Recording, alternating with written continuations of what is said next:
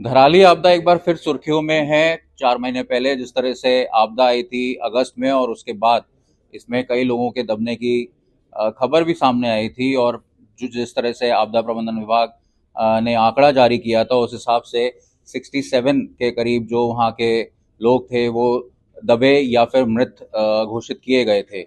इसके बाद कर्नल अजय कोठियाल, जो कि दर्जा राज्य मंत्री हैं, उन्होंने एक चौंकाने वाला खुलासा किया कि 147 से ज़्यादा लोग वहाँ दबे हो सकते हैं। कांग्रेस ने इसके बाद एक अपनी टीम बनाई और स्वयं गणेश गोंदियाल, जो कि मौजूदा अध्यक्ष हैं, वहां पहुंचे और उन्होंने लोगों से बातचीत की और वहां का जायजा लिया। अब कांग्रेस की फैक्ट फाइंडिंग टीम ने वहां से क्या हासिल किया है, क्या तथ्य उनके सामने आए, इस पर बातचीत करने के लिए हमारे साथ मौजूद हैं गणेश गोंदियाल से। उनसे जानते हैं।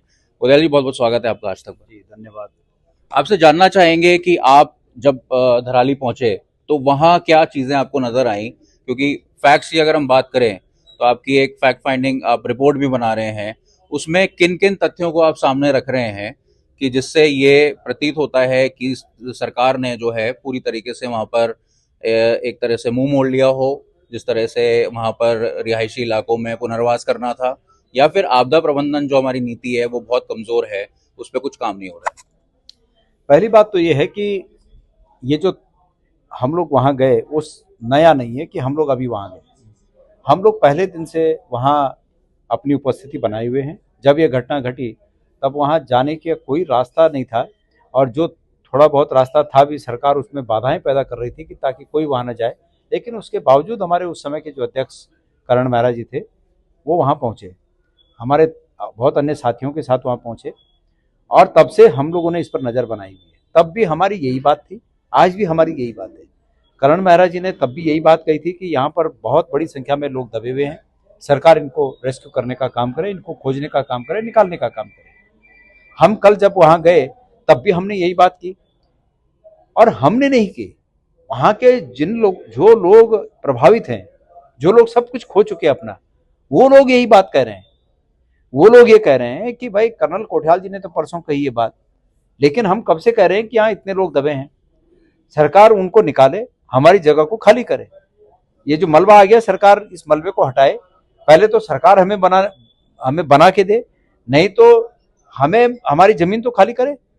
हमारी सरकार से स्पष्ट रूप से मांग है कि सरकार को जनता के हित में काम करना चाहिए। ये पहली सरकार मैंने ये देखी, विपक्ष की सरकार अनेक बार रही है इस प्रदेश में भी, लेकिन ये पहली मैंने ये सरकार देखी कि जो इतनी असंवेदनशील है कि वो मानवीय भावनाओं को, मानवीय संवेदनाओं को दरकिनार करते हुए सिर्फ और सिर्फ अपने मकसद पर ध्यान रखती है, किस प्रकार से धन अर्जित करना है, किस प्रकार से चुनाव जीतना है।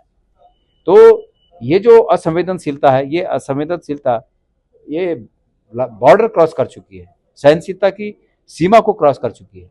वहाँ लोगों का ये कहना है कि सरकार ने 5 लाख रुपए बांटकर अपने फर्ज की इतिश्री कर ली। क्या 5 लाख में जो बच्चों की पढ़ाई वो कहीं करा रहे थे वो हो सकती है? क्या उस 5 लाख में उनका दोबारा घर बन सकता है? क्या उस 5 लाख में घर बनाने के बाद उसके अंदर जो भी होता है, घर घर तो सिर्फ चार दीवारी को घर नहीं बोलते, उसके अंदर तमाम सामान होता है जो पूरा नष्ट हो गया, क्या हम उसको अर्जित कर सकते हैं? और उससे बड़ी बात वो ये कह रहे हैं कि जो हमारा काम था वो काम नहीं होगा तो हम क्या करेंगे, फिर कैसे पूरा होगा? तो सरकार को इन सब चीज़ों को ध्यान देना चाहिए। सरकार चूंकि ध्यान नहीं दे रही है और एक वैक्यूम पैदा हो गया वहां पर, तो हम वो वैक्यूम को, सरकार के द्वारा वो वैक्यूम भरा जाए, जो अपेक्षा है वो सरकार के द्वारा पूरी हो, ये कोशिश करने के लिए हम वहां पर गए। क्या आपके वहां जाने के बाद लोगों के मन में बदलाव आया है कि क्या लोग जो हैं वो सरकार को डायरेक्टली अप्रोच नहीं कर सकते, सरकार को चिट्ठी नहीं लिख सकते कि इतने सारे यहाँ लोग दबे हैं, वहाँ पे जिला पंचायत हैं, प्रतिनिधि हैं, काफी सारे लोग हैं। सब लोग सरकार को अप्रोच कर रहे हैं, सरकार ध्यान नहीं दे रही है। वहां पर डीएम उत्तरकाशी में रहते हैं, इसमें से दराली गांव में से अधिकांश लोग उत्तरकाशी शिफ्ट हो गए, क्योंकि दराली में रहने लायक स्थिति नहीं है। तो जो उत्तरकाशी शिफ्ट हो गए, उत्तरकाशी में डीएम भी रहते हैं, कितनी बार वो डीएम से मिल गए हैं, कितनी बार वो वहाँ के विधायक से मिल गए हैं, कितनी बार वो वहाँ के विधायक से मिल गए हैं। लेकिन चूंकि निर्णय मुख्यमंत्री को और यहाँ राज्य सरकार को लेना है, ये कुछ निर्णय नहीं ले पा रहे हैं, ये कुछ निर्णय नहीं कर रहे हैं, इसलिए वो अनिर्णय की स्थिति में। एक डीएम क्या कर देगा? अगर राज्य सरकार जितना, जिस सीमा तक उनको दिशा निर्देश होंगे उतनी सीमा तक डीएम काम करेगा, उतनी सी वहाँ के जो विधायक हैं, मेरी जानकारी में नहीं है कि वो किस रूप में यहाँ अपनी बात को रखते हैं। अन्यथा कोई जागरूक व्यक्ति होते, कोई जनता का हितैषी व्यक्ति होता तो सरकार को अल्टीमेटम दे देता कि भाई इतने दिन में इस समस्या का निराकरण करें, नहीं तो जो भी हो सकता है लोकतांत्रिक ढंग से जो भी हो सकता है वो अपनी बात कहते। लेकिन ऐसी कुछ बात सामने नहीं आई। सब मिलके एक हो रखे हैं, ये ठेका तेरे को, ये ठेका मेरे को, ये ठेका तेरे को। ये मैं कल जब वापस आ रहा था, पूरे पूरे उत्तरकाशी में चर्चा है जगह जगह कि जो उत्तरकाशी के नीचे एक पावर प्रोजेक्ट है मनेरी फेज 1, मनेरी फेज 1 के बाहर जहां से पानी एग्जिस्ट होता है बाहर, वहां पर एक पक्की चट्टान को काटकर कंक्रीट की दीवार बनाई जा रही है। लोगों ने मुझे बताया कि 50-60 करोड़ का ठेका है। अब वो ठेका मतलब वो जानबूझ के काम क्रिएट किया गया कि किसी अपने को ठेका देना है, तो 50 करोड़ रुपए उस आदमी को ठेका देने के लिए तो है इनके पास। लेकिन उसी जिले में धराली में आपदाग्रस्त लोग बहुत त्राहिमाम कर रहे हैं, उनको देने के लिए कोई मुआवजा नहीं है। उनके घर दोबारा बन जाए, उनकी दुकानें दोबारा बन जाए, उनके होटल बन जाए, उसके लिए नहीं है, उसके लिए पैसा नहीं है। उत्तराखंड में जो विरोधाभास है, ये विरोधाभास लोगों के आम चर्चा में है, और इसलिए हमारा काम है कि हम सरकार को ये बात बताएं। अभी बहुत सारे लोग कहते हैं, पत्रकार भाई भी कहते हैं, क्या आप इस पर राजनीति कर रहे हैं?